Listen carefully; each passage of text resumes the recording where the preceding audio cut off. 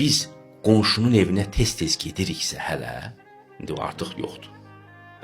Mən məsələn uşaqlığımda gedib bir-birimizdən stul alırdıq ad günü üçün.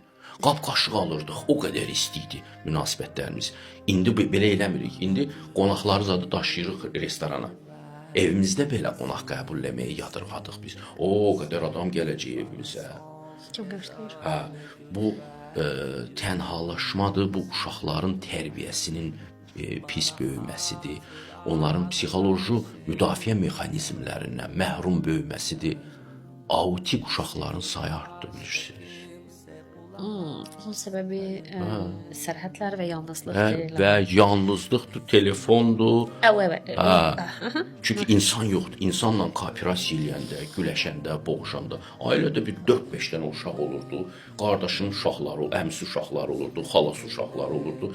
Onlar bir balaca icma içərisində böyüyürlər və icma içərisində böyüyəndə də insanın həqiqi çəksi yaranırdı.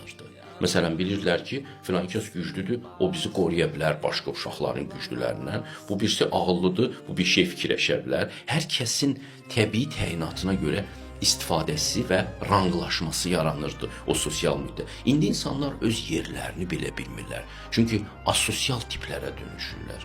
Mən daha fazla uzatmaq istəmirəm. Məsələ buradadır. Biz icma mədəniyyətini tərk edirik, virtual icmalar yaradırıq ki, o da gigiyenik icmalardır.